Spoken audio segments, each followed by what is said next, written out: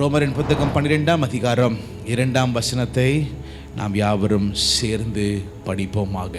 நீங்கள் இந்த பிரபஞ்சத்துக்கு ஒத்த வேஷம் தெரியாமல் தேவனுடைய நன்மையும் பிரியமும் பரிபூர்ணமான சித்தம் இன்னதென்று பகுத்தறியத்தக்க உங்கள் மனம் புதிதாகிறதுனாலே மறுரூபமாகுங்கள். நாம் படித்த வசனத்தில்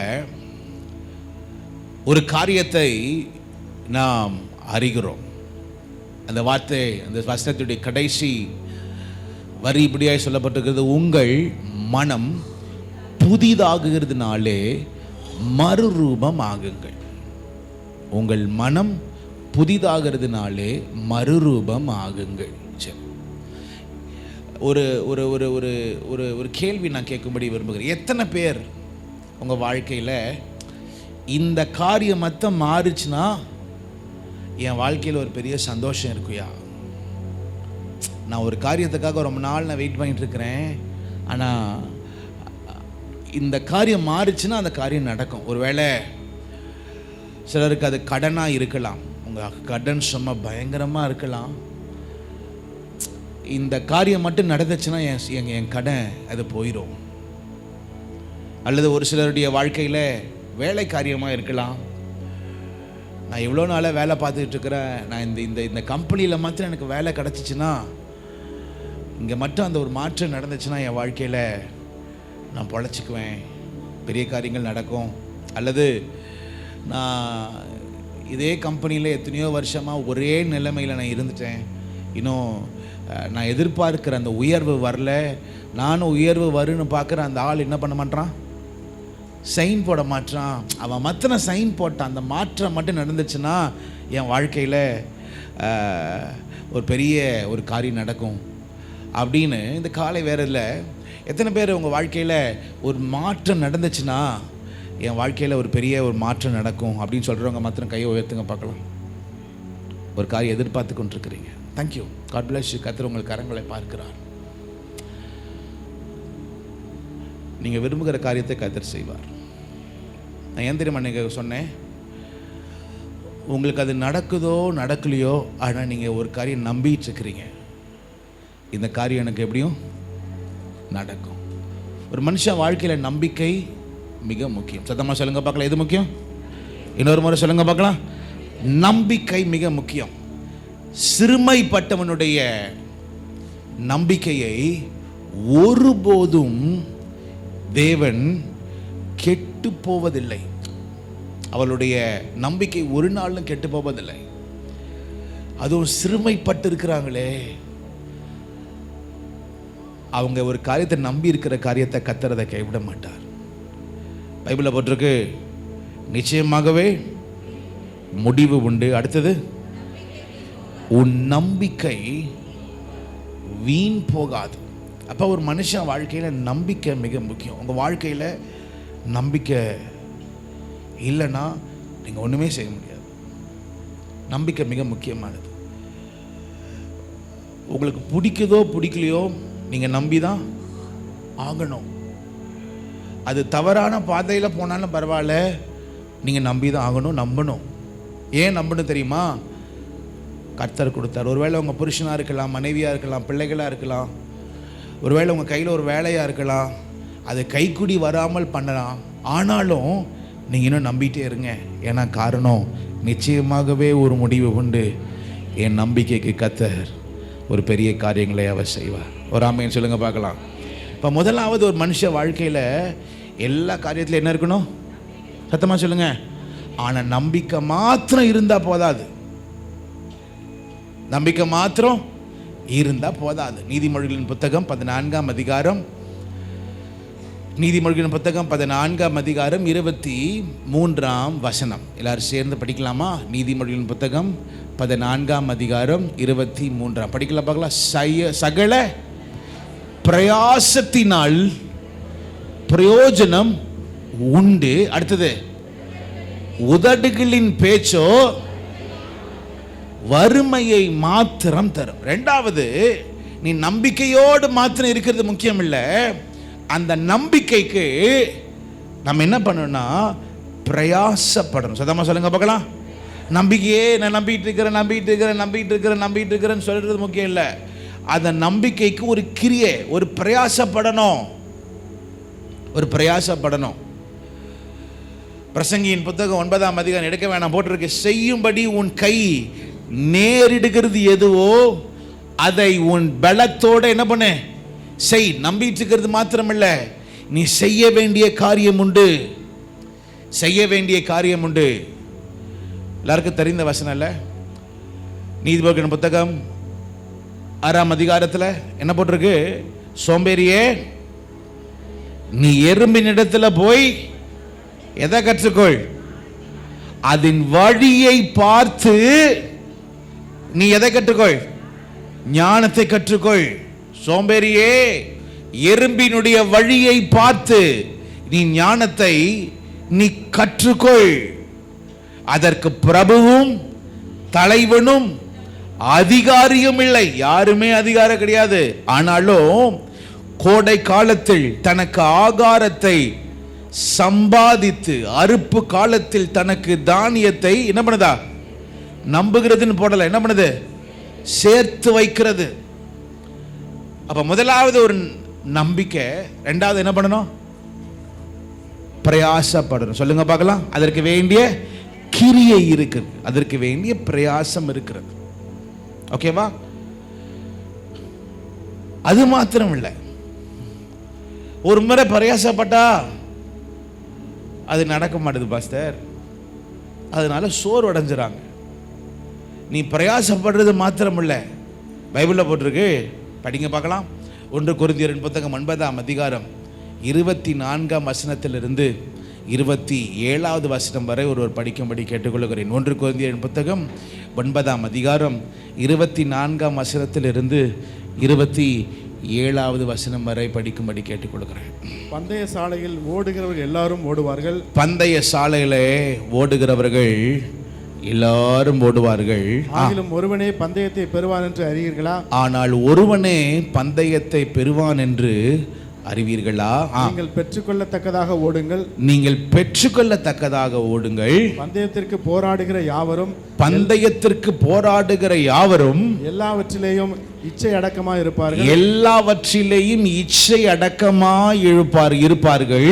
அவர்கள் அழிவுள்ள கிரீடத்தை பெறும்படிக்கு அப்படி செய்கிறார்கள். அவர்கள் அழிவுள்ள கிரீடத்தை பெறும்படி அப்படி செய்கிறார்கள்.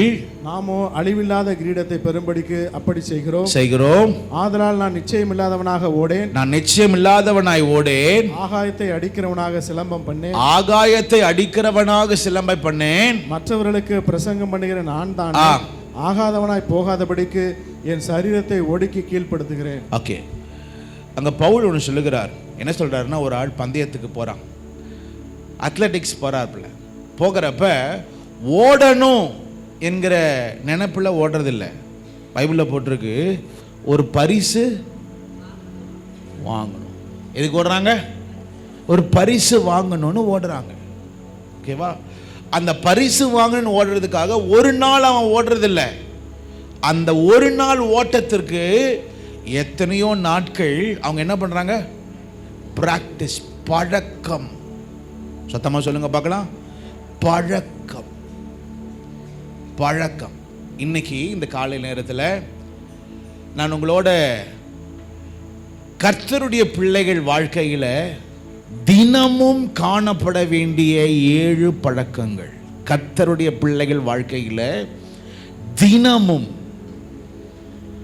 தினமும் காணப்பட வேண்டிய 7 பழக்க வழக்கங்கள். இன்னொரு முறை சொல்றேன், தினமும், எவ்ரிடே, தினமும்.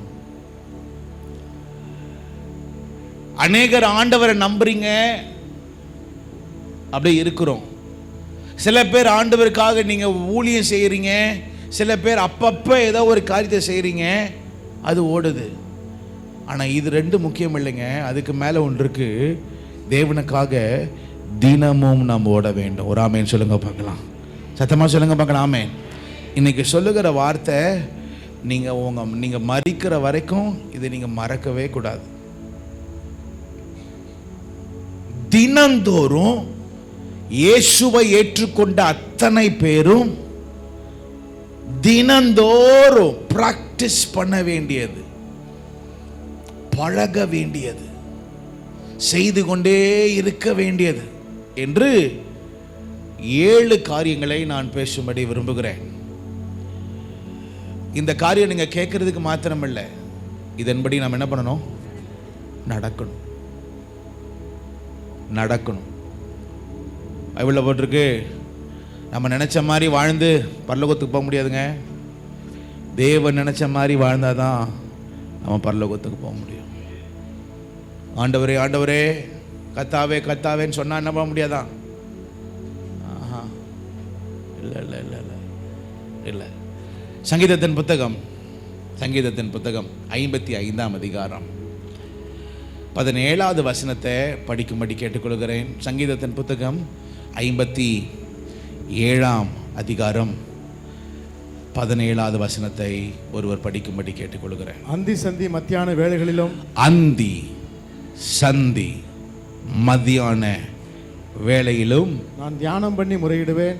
நான் தியானம் பண்ணி முறையிடுவேன். அவர் என் சத்தத்தை கேட்பார். அவர் என் சத்தத்தை அவர் கேட்பார். முதலாவது பைபிளில் போட்டிருக்கு, நாம ஜெபம் பண்ணணும்.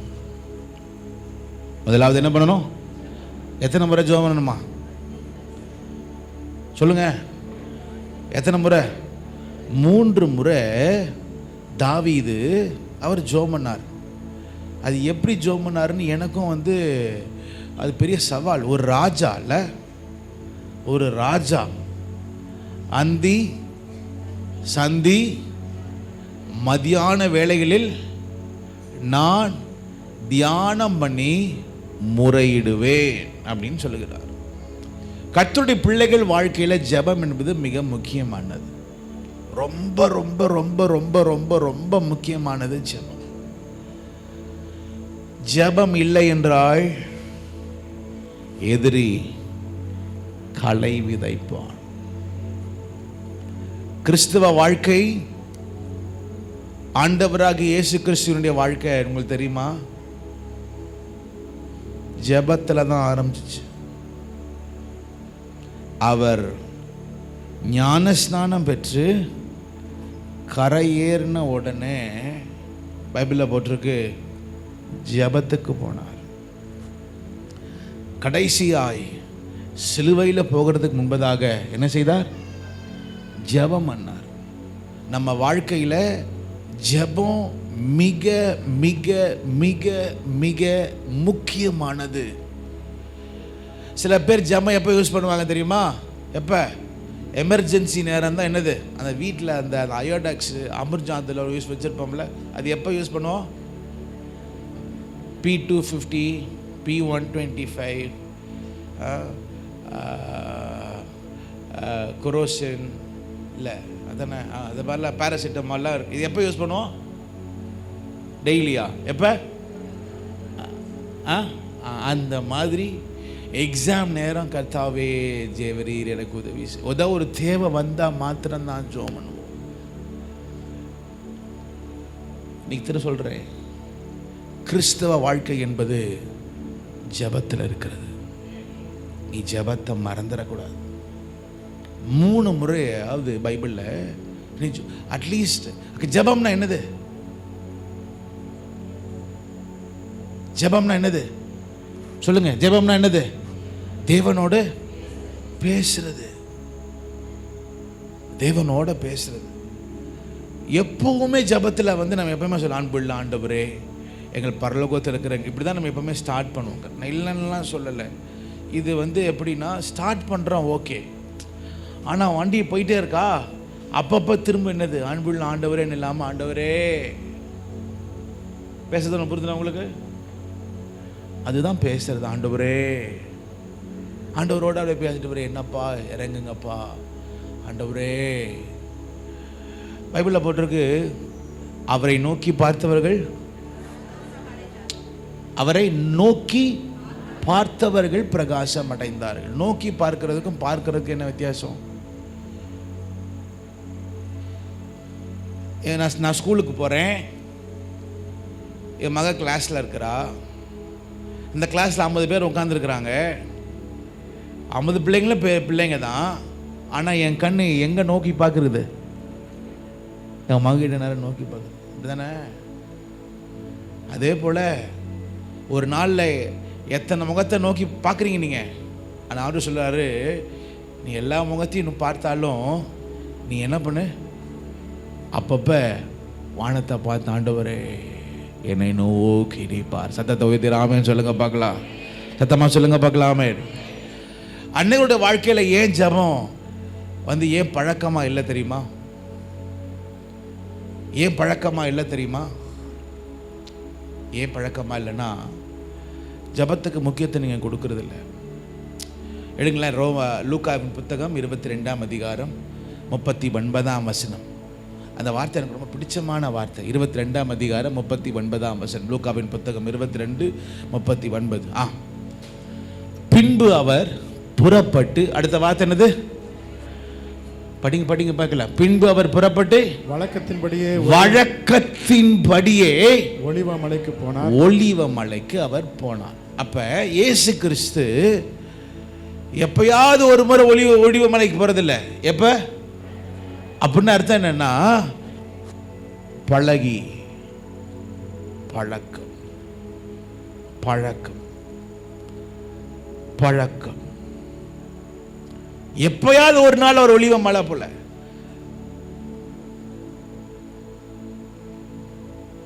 சீஷர்களுக்கு தெரியும், இயேசு கிறிஸ்து காணோம்னா அவர் எங்க இருப்பாரு? ஓகே. ஏன் உங்க வாழ்க்கையில ஜெபம் காரியங்கள் ஏன்னா 3 காரியங்கள் இயேசுடைய வாழ்க்கையில இருந்து நம்ம கற்றுக்கொள்ள வேண்டிய காரியம் ஒன்று. ஏன் இயேசு ஜெபத்தில் ஒரு பழக்கம் இருந்துச்சுன்னா, பைபிள்ல போட்டிருக்கு. முதலாவது, அவர், அதே வசனத்தை போடு தம்பி, அவர் எங்க போனாரா? சத்தமா சொல்லுங்க பார்க்கலாம். நீங்க முதலாவது a place of prayer. ஜெபம் பண்றதுக்கு ஒரு இடம் உங்களுக்கு இருக்கா? நீங்க ஜெபம் பண்ற இடம் இது. ஐயோ அப்படிலாம் இல்லை பாஸ்டர், நான் எல்லா இடத்துலையும் என்ன பண்ணுவேன் அப்படின்னா உன் ஜெபம் வாழ்க்கை சரியா இல்லைன்னு அர்த்தம். இரண்டாவது, ராத்திரியிலே இருக்கா? 46. நீங்கள் நித்திரை பண்ணுகிறது என்ன? சோதனைக்குட்படாதபடிக்கு எழுந்திருந்து ஜெபம் பண்ணுங்கள் என்றார். என்னது? சோதனைக்குட்படாதபடிக்கு எழுந்திருந்து ஜெபம் பண்ணுங்கள். இப்ப ரெண்டாவது, அவர் ஜெபிக்கிறதுக்கு நேரம் வச்சிருந்தார். எந்த நேரம் தெரியுமா? இரவுல ஒரு குறிப்பிட்ட நேரம், இது ஜெபிக்கிற நேரம் வச்சிருந்தார். முதலாவது ஜெபிக்கிற இடம், இரண்டாவது ஜெபிக்கிற நேரம். உங்க ஜெப நேரம் எது?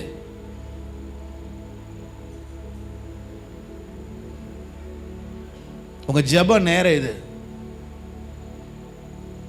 உங்களுக்குன்னு ஒரு ஜெப நேரம் இல்லைன்னா செட் ஆகாது, நீங்க சரியில்லை.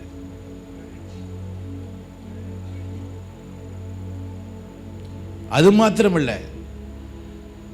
ஜபிக்கிற இடம், ஜபிக்கிற நேரம். மூன்றாவது, அதே 40ஆம் வசனத்தை படிக்கும்படி கேள்வி 22:40.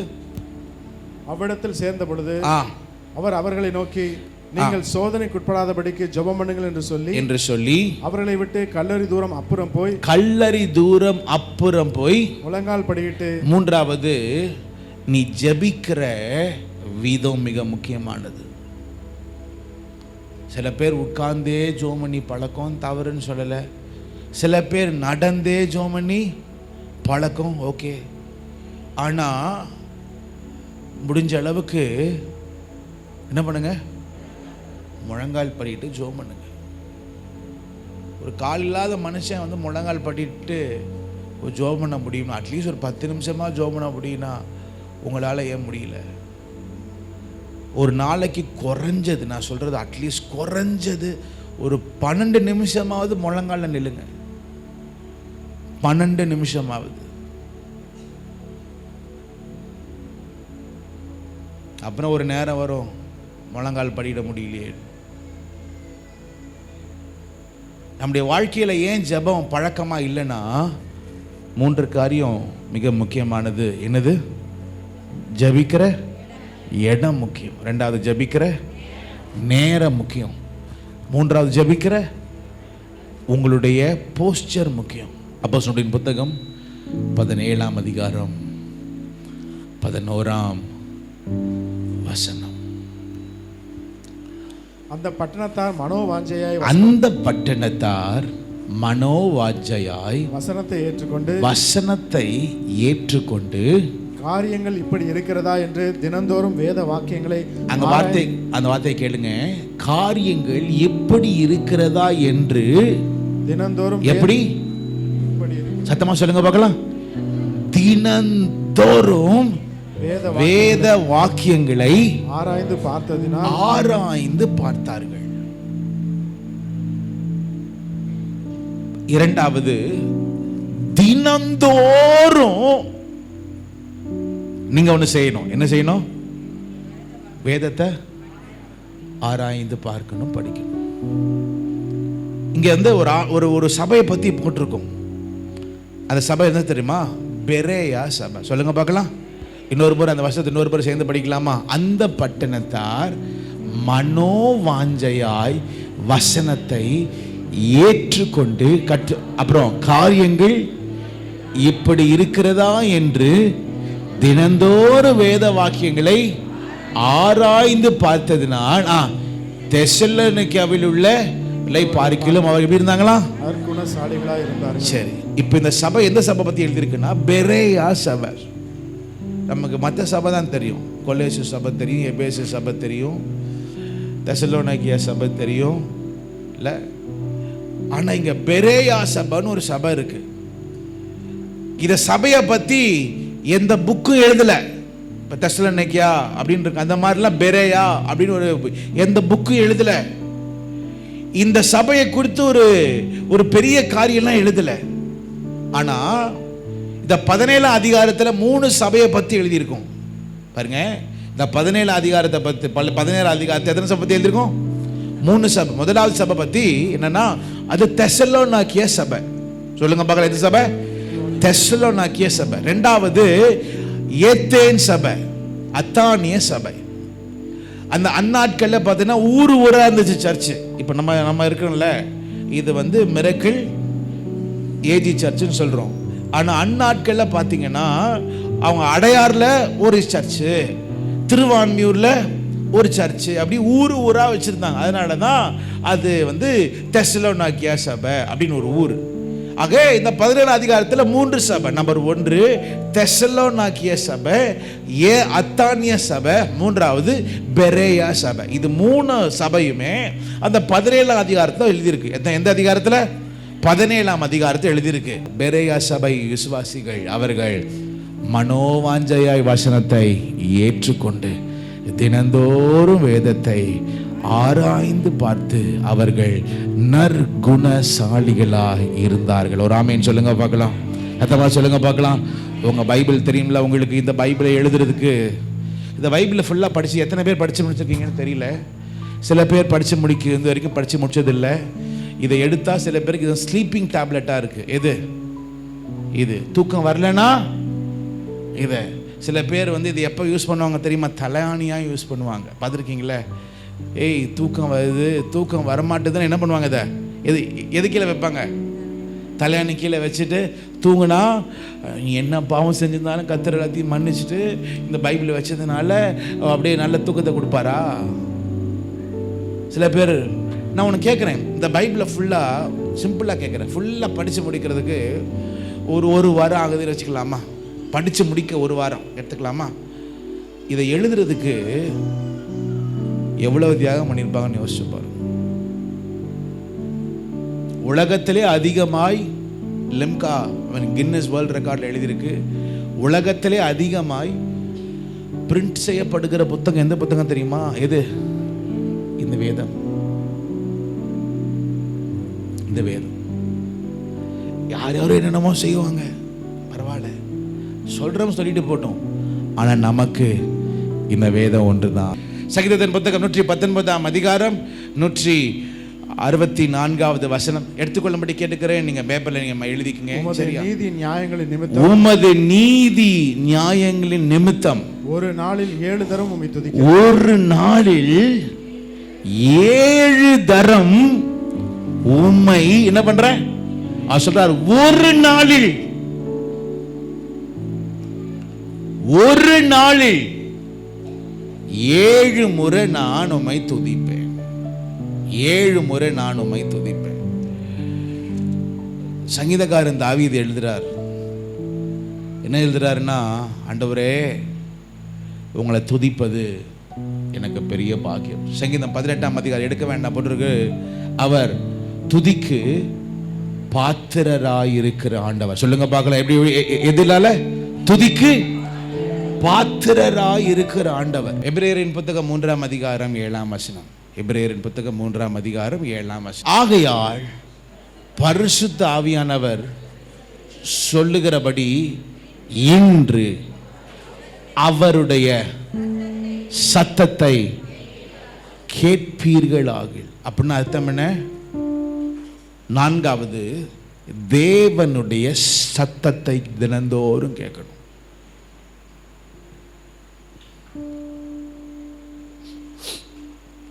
நான்காவது, தேவனுடைய சத்தத்தை கேட்கணும். இப்போ உங்க கண்ணை